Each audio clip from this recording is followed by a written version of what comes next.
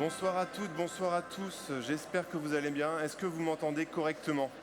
Oui, je sais qu'il y a des casques à disposition s'il y a besoin. Je suis très content d'être avec vous pendant la prochaine demi-heure. Je m'appelle Simon Drouard, je travaille chez Make Sense, une entreprise qui essaie de faire en sorte que demain soit un peu meilleur qu'aujourd'hui. Et je veux modérer cette session avec vous.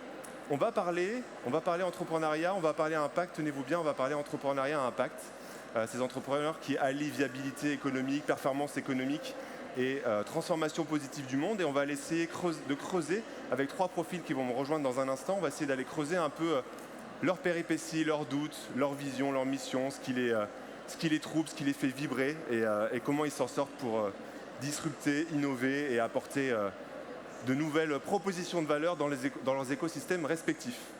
Afin de les accueillir, et si vous êtes avec moi, je vais vous inviter à tendre les deux mains devant vous. Vous pouvez tendre vos deux mains comme ça, parallèles, et à les rapprocher simultanément exactement pour les applaudir, et vous pouvez vous rejoindre s'il vous plaît.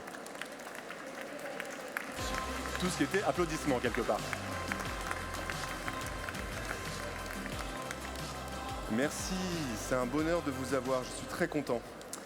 J'ai le plaisir, je vous présente rapidement et après on se refera un autre petit tour de table pour un peu détailler vos parcours. J'ai avec moi Vincent Cross, qui est cofondateur de la FEV, qui finance des fermes pour permettre l'installation de la nouvelle génération d'agriculteurs et d'agricultrices grâce à l'épargne citoyenne. Il y a un stand en bas, merci beaucoup Vincent d'être là. Je suis avec Uriel Châtelard, juste à ma droite, cofondatrice de ExtraJoule, qui a un stand aussi à ChangeNow, qui réduit la facture énergétique des industriels tout en diminuant leur empreinte carbone, en valorisant une énergie déjà disponible, mais aujourd'hui perdue, la chaleur fatale. On en parlera juste après. Et j'ai Rafik Effache qui est au milieu, fondateur de Heliosound, qui développe une technologie exclusive de concentration des rayons solaires pour faire fondre des déchets en une lave, neutralisant les pires polluants. Merci à vous trois d'être là. Juste avant de commencer et de vous laisser la parole, j'ai quelques petites questions pour savoir un peu qui est avec nous aujourd'hui. Quelques petites questions très rapides à main levée. La première est la suivante. À main levée, qui ici entreprend dans l'impact? C'est ma première question. À main levée, qui ici entreprend dans l'impact? Ok. À main levée, qui souhaiterait potentiellement entreprendre dans l'impact, mais manque d'outils? Ok. À main levée, qui a la main levée? Ok, ça c'est intéressant. À main levée, qui n'a pas la main levée? C'est plus intellectuel, c'est plus compliqué et c'est normal. Ok. Juste avant de commencer, avant de vous poser la première question, donc du coup je vous demanderai simplement de repartager un peu qui vous êtes, vos parcours, comme ça on sait d'où vous parlez. Ma question numéro 1 est la suivante. Pourquoi vous êtes avec nous ici à ChangeNow, dans un salon, dans ce magnifique grand palais, de tourner autour de l'impact, du sens, de l'engagement pour une société plus durable et inclusive, et pas dans un autre salon où le business et les profits sont au centre, un autre salon qui pourrait s'appeler Change Later ou Change Not Now ou un truc comme ça. Pourquoi êtes-vous ici avec nous? Bonsoir à tous. Donc moi c'est Uriel. Le micro sur le menton. Ouais, micro ici. Donc nous on récupère la chaleur fatale sur les usines et on le transforme en électricité, et ça avec un nouveau procédé. Donc en gros on réduit la facture énergétique des industriels. Et pourquoi on est là aujourd'hui? Pourquoi on est à ChangeNow? Ici c'est vraiment le lieu où tous les exposants et tous les spectateurs, tous ceux qui viennent nous voir, etc., ont une envie d'aller modifier le monde, changer le monde, mais aussi dans un sens économique, c'est-à-dire vraiment dans un sens... moi, ce que je dis toujours, c'est que je fais de l'électricité pas chère et propre, mais pas chère aussi. Et ce côté économique, pour moi, c'est vraiment important, et c'est ce qui a du sens et ce qui a un avenir, finalement. Merci Uriel. Rafik ou Vincent, pourquoi vous êtes là et pas dans un salon du profit? Bonsoir à tous. On est quand même à ChangeNow pour le business, hein. Mais un business éthique. C'est-à-dire que les autres salons proposent aussi le business. Mais ici, par exemple, récemment, sur mon stand, l'année dernière, sur mon stand, il y a le groupe Hermès qui est venu me disant tiens, j'ai des cuirs difficiles à recycler, est-ce que tu les recycles? Et ça, j'aurais jamais eu ça dans un salon classique, hein. Et avant-hier, il y avait le prince de Monaco. Et donc, on a rencontré la fondation du prince. Enfin, c'est quand même un haut lieu de business. Et je dirais aussi plus ouvert, moins pyramidal. Chaque start-up a sa place pour rencontrer des gens haut placés. Voilà. Merci Rafik, merci. Et nous, on a monté FEV pour avoir avec une ambition sociale et environnementale, puisqu'on aide des agriculteurs à s'installer sur des projets en agroécologie. Et on a besoin de notoriété parce pour financer ces projets, on collecte auprès de particuliers qui vont investir des sommes entre 500 € et plusieurs dizaines, voire centaines de milliers d'euros pour certains. Et donc, on profite de ce salon pour se faire connaître un petit peu plus. Et je pense qu'on est au bon endroit parce que les gens qui viennent ici sont intéressés par l'impact de leurs actions et donc potentiellement de leur épargne qui est un des pans de tout citoyen. Merci à vous trois. J'ai envie de commencer par un sujet autour de ce qui vous anime dans vos projets respectifs, la vision que vous avez, votre motivation. Et j'ai une première question pour toi, Urial. Tu m'as dit en préparant cette intervention que l'humain et une rencontre étaient au cœur de ton projet entrepreneurial. Est-ce que tu peux nous en dire 2 mots, s'il te plaît? Alors, la particularité de mon équipe fondatrice, donc nous sommes 3 cofondateurs. Donc moi, je suis associée avec 2 ingénieurs. C'est qu'en fait, on a déjà créé une entreprise ensemble qui, à l'époque, était dans le digital, en Chine et en Russie d'ailleurs, donc dans d'autres environnements très challenging. Mais en fait, oui, le cœur de tout et avant toute chose, avant l'impact, avant beaucoup d'autres sujets, c'est l'humain et c'est qui est-ce qu'on va rencontrer et avec qui on va le faire. Parce qu'il faut avoir une confiance sans faille, aveugle dans ses associés. C'est vraiment la toute première brique à construire.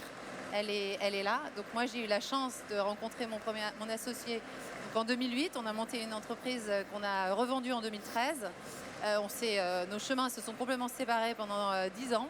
Et on a remonté une entreprise 10 ans après. Et donc là, avec une volonté, donc la deuxième brique importante qui a été l'impact.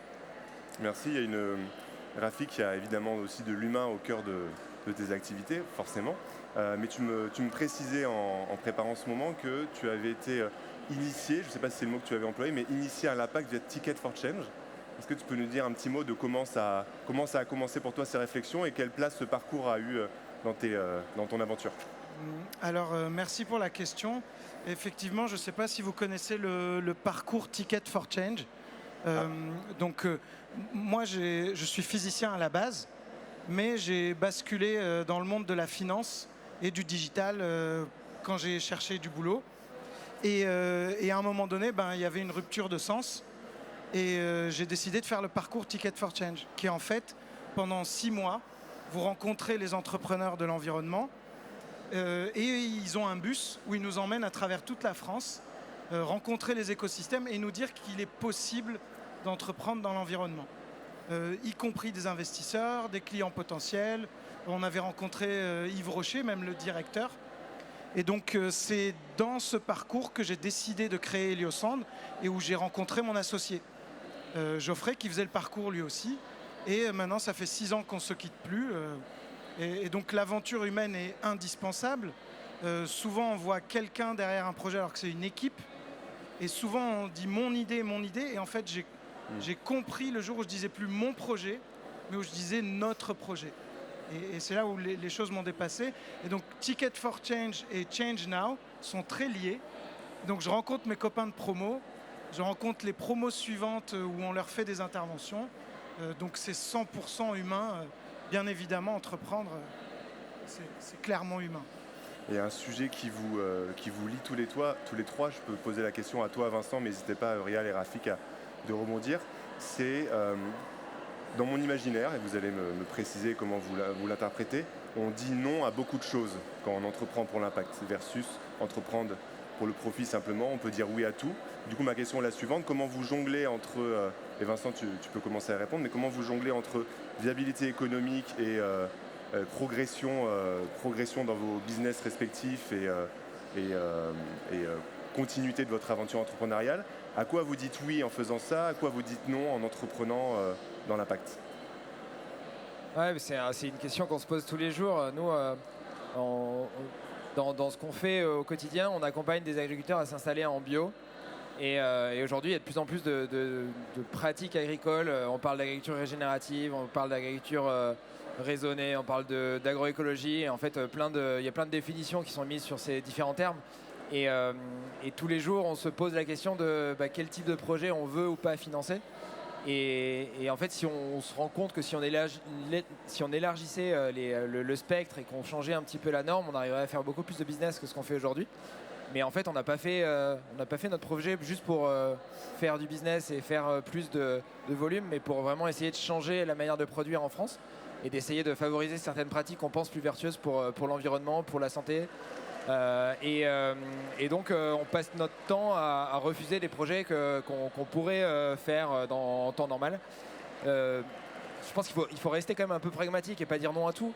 Et donc régulièrement, on se pose la question quand on pense que on rate une opportunité et que finalement ça pourrait nous permettre malgré tout de faire avancer les choses.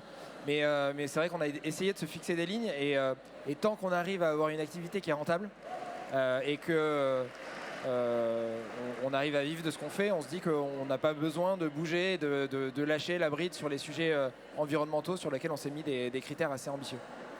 Rafik, Uriel, est-ce qu'elle résonne aussi pour vous cette question? À quoi dites-vous oui, à quoi dites-vous non dans vos projets respectifs? Oui, alors moi c'est un peu exceptionnel. Moi je peux pas dire non parce que comme on recycle les déchets qui sont impossibles à recycler, comme on arrive à les rendre inertes et les dépolluer, et en le faisant avec une énergie solaire, puisque ça sert à rien de recycler en polluant, et qu'on obtient un matériau qui se vend. D'ailleurs, dans mon parcours, le matériau de sortie que je fabriquais, donc je vitrifie les déchets à l'énergie solaire, et je me disais j'en ferai du sable. Et je ne savais pas très bien. Un jour, j'ai rencontré Olivier, le monsieur qui est là, qui m'a dit « Mais attends, ton caillou, ça ressemble à du laitier. » Et moi, à l'époque, je mettais ça dans les cimenteries. Ça vaut beaucoup d'argent, ton caillou. Et donc, d'une certaine manière, si je disais non à un déchet, j'empêcherais une filière de rentrer chez nous. Donc je suis obligé de dire oui et c'est très difficile. Toutes les semaines, je reçois au moins 3 coups de fil et au moins 2 emails du style « Bonjour, vous savez recycler les mousses réticulées ?» Alors je sais absolument pas qu'est-ce que c'est que les mousses réticulées, mais on découvre des déchets quotidiennement et on dit toujours oui, au moins pour avoir un échantillon, parce que maintenant on a une déchetech dont on est très fier et qu'on a digitalisé aussi pour en faire un peu de la data. Et on a découvert des déchets que personne ne connaît. Si on disait non, on ne pourrait pas les avoir. Et c'est tabou, les déchets. Et nous, on a libéré les langues. Donc n'importe quelle entreprise peut venir nous voir et nous dire j'ai tel déchet. Merci. Auriel, est-ce que ça te parle aussi, ça, ces non, ces oui Ça me parle sur un point, équilibré entre ces non et ces oui en permanence? Très différent sur les noms. Moi, je dirais, nous, on est dans l'impact et encore plus dans l'industrie. On a des besoins en financement et des besoins en temps qui sont assez incroyables. Et en fait, ceux à qui on a dit non, c'est vraiment des partenaires financiers ou investisseurs qui n'avaient pas cette temporalité ou qui n'avaient pas la vision ou qui ne sont pas dans les mêmes cordes que nous. Et on a eu la chance de pouvoir dire non à certains et j'en suis encore très fière. Et surtout quand ils prennent trop d'equity, par exemple, pour pouvoir mener un projet qui a une temporalité très longue. Pour revenir sur le début de vos parcours, chez Make Sense, on a l'habitude de dire qu'une grande partie des projets qui périclitent durant les 2 premières années est causée par la mésentente de l'équipe de départ. Je sais que l'humain est au cœur des parcours de jeunes entrepreneurs. Question pour vous trois, à quel point vous êtes assurés, comment vous êtes assurés qu'il y a un alignement de valeurs, qu'il y ait une concordance dans les visions avant même d'entreprendre? Comment vous avez trouvé les partenaires, l'équipe de rêve pour débuter sur des basses scènes? Qui veut commencer, commence. Moi, de mon côté, j'ai rencontré mes 2 associés. On ne se connaissait pas du tout quand on s'est rencontrés. On avait tous envie de faire quelque chose dans l'agriculture, mais on ne savait pas exactement quoi. Et on s'est vu une fois en vrai dans un resto. Et derrière, il y a eu le Covid, donc on ne s'est pas vu pendant 5 mois. Pendant 3 mois, on a fait des visios et on a passé beaucoup de temps pour essayer de comprendre quelles étaient les motivations de chacun, quelles étaient les ambitions. Qu'est-ce qu'on voulait faire à court terme, à moyen terme, à long terme? Qu'est-ce qu'on était prêt à... Justement, la question dont on parlait avant, qu'est-ce qu'on est prêt à lâcher ou pas? À quoi on est prêt à dire oui, non, etc. On avait trouvé pas mal de canevas justement pour essayer d'organiser les discussions et de pouvoir voir à quel point on était aligné ou pas. Et puis on avait fini tout ça par, au moment où le monde s'est libéré, où on a pu se revoir physiquement, on avait passé 3-4 jours sur une ferme pour justement passer du temps ensemble et voir qu'au-delà du travail, on était aussi capable de s'entendre et de passer un peu de temps ensemble. Rafik, toi aussi, tu as eu Moi, ce débat. j'ai été privilégié. J'ai rencontré Geoffrey à Ticket for Change, donc on était alignés sur les valeurs. Mais au-delà des valeurs, il faut s'aligner sur le fait de pouvoir travailler ensemble, comme tu dis.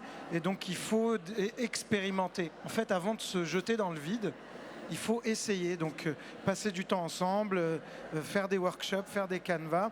Et nous, on est tombé avec Geoffrey d'accord sur une chose, c'est que notre objectif in fine, comme nous on fait des machines, on veut réindustrialiser la France, hein, c'est la Fab, la French Fab. Je fais partie de la communauté industrielle.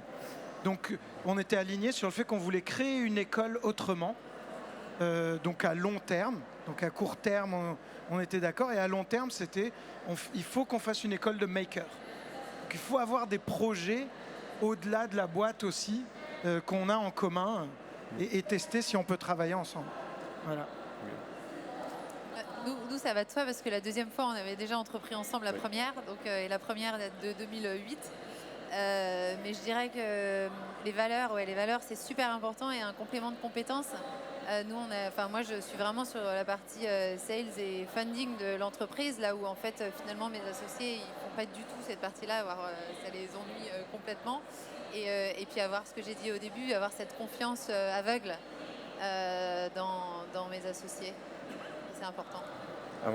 Merci à tous les trois. Avant de passer à la prochaine question, je voulais vous dire au tout début, il y aura un petit temps très rapide de questions-réponses à la fin. Si vous avez quelques questions brûlantes, vous pouvez les préparer. C'est pour dans une dizaine de minutes. Je vous donnerai la parole, ce sera rapide, mais si vous en avez, ce sera à ce moment-là. Vous passez toujours un bon moment ? Plutôt oui, ok. Moi aussi.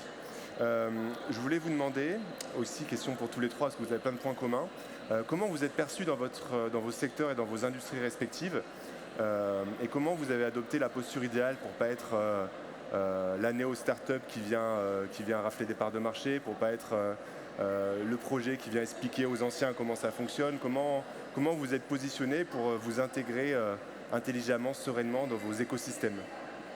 Alors, nous, ça a été assez compliqué parce qu'en fait, heureusement, dans les déchets thermiques, heureusement, il y en a plein qui sont déjà recyclés. Donc nous, on arrive avec une nouvelle techno. Donc il y a déjà beaucoup de chaleur fatale qui est recyclée sur toutes les usines, et surtout en haute chaîne, surtout à plus de 1000 degrés, etc. Et nous, on arrive avec une techno disruptive, mais avec nos rendements, en fait. Donc oui, on est arrivé comme le petit pousset. On arrive avec un mindset très entrepreneurial et moi je viens du monde du digital et un de mes associés aussi. Donc en fait, on essaye vraiment de repenser, de révisionner, de faire des biais entre plusieurs industries, etc. Et au début, ça a été un peu compliqué. Et puis aujourd'hui, force est de constater qu'on a signé nos premiers contrats avec des très gros industriels. Donc du coup, maintenant, on est un peu plus respecté, et je pense qu'on va un peu changer le game avec les rendements qu'on propose. Donc c'est ça il faut vraiment avoir une techno un peu costaud pour pouvoir quand même se faire entendre. Rafik, même question, nouvelle techno, nouveau projet, c'était quoi la posture idéale pour bien être intégré ? C'est une question assez profonde parce que si vous vouliez créer la start-up la plus difficile au monde, il faut la mettre à cheval entre le déchet, le BTP et l'énergie. Et c'est exactement ce qu'on fait. C'est là où t'es. Donc on n'a pas choisi ça, hein. On a commencé par le BTP et les cimenteries, très difficile de rentrer dans ce milieu. Ensuite, on a essayé avec l'énergie, très compliqué aussi. Mais nous, on s'était dit, le déchet, c'est le plus compliqué. C'est le marché le plus difficile. Et en réalité, c'est là où on a striké notre premier client. Pourquoi ? Parce que en réalité, tout le monde a besoin de résoudre ce problème. Donc notre premier client, c'est un gestionnaire de déchets qui a des déchets très toxiques, qui doit ramener, il est en Martinique, il doit les affréter en France. Et donc il paye 1,2 million par an pour emmener ce bateau. Et d'ailleurs, il l'enfouit pas loin de chez moi, ce qui est complètement dingue. Et donc quand on lui a dit, avec notre machine, tu n'auras plus besoin d'envoyer les déchets, tu pourras les traiter sur place et les réutiliser. Donc on n'est pas venu contre un marché, enfin on n'avait pas prévu tout ça. Vous avez Mais- rendu service à un marché. Voilà, on a essayé, on a eu beaucoup de problèmes, hein. Mais quand on est arrivé dans le monde des déchets, après plusieurs essais, on est tombé sur quelqu'un qui nous a ouvert la porte. Donc on n'est pas concurrent, on est une solution à un de ces problèmes. Voilà. Nous, la difficulté, c'est qu'on voulait pas. On était tous les trois, on avait monté des boîtes plutôt dans la tech, tous les trois. Et on est arrivé dans le monde agricole et on voulait pas passer pour les start-upers parisiens. Donc déjà, le premier choix qu'on a fait, c'est qu'on a mis le siège à Bordeaux. Parce qu'on est tous les trois à trois endroits différents. Il y en a un qui est à Paris, un à Toulouse et un à Bordeaux, c'est moi. Et donc on a décidé de mettre la boîte à Bordeaux parce qu'on voulait pas que ce soit des Parisiens qui apprennent à des agriculteurs ce qu'il faut faire. Et ça, c'est le premier sujet. Après, le deuxième truc, c'est qu'on a essayé d'être le plus humble possible parce que c'est vrai qu'il y a eu beaucoup de difficultés entre le monde des startups, les agriculteurs, avec des incompréhensions sur la posture qui n'est pas forcément la bonne. Et je pense qu'on a été beaucoup dans l'écoute avec eux. Et on essaye de parler à tout le monde, ce qui est aussi difficile parce que c'est un monde où il y a des syndicats qui sont avec des postures assez fortes d'un côté ou de l'autre. Et ce qu'on a essayé de faire depuis le début, c'est d'essayer d'arriver à parler à tout le monde, ce qui n'est pas toujours facile parce qu'on n'est pas aligné sur tout. Donc ce qu'on essaye de faire, c'est de trouver les 10, 15, 20% sur lesquels on est plutôt aligné avec certains pour pouvoir avoir leur écoute. Et donc typiquement nous, quand on parle d'installation des agriculteurs, là on arrive à avoir l'écoute de tout le monde parce que c'est une problématique qui est à peu près constante dans le monde agricole, c'est qu'est-ce que je fais pour permettre aux agriculteurs de partir à la retraite et à d'autres de pouvoir s'installer. Et ça parle finalement à tout le monde. Donc on essaye de se focaliser sur les sujets qui sont pas trop qui vont pas trop crisper les gens. Et c'est ça qui nous permet aujourd'hui d'arriver à parler à tout le monde et d'être à peu près accepté par toute la communauté. Rafik, tu nous as partagé tout à l'heure un outil, tu nous as parlé de Ticket for Change dans le début de ton aventure. Je me posais la question, quels ont été les outils, communautés, réseaux, espaces de savoir, espaces de soutien dans lesquels vous avez évolué potentiellement quand vous aviez besoin d'aide, de support, de soutien en tout genre. Est-ce qu'il y a je suis entrepreneur ou à qui je peux m'adresser pour être soutenu dans mes aventures diverses et variées?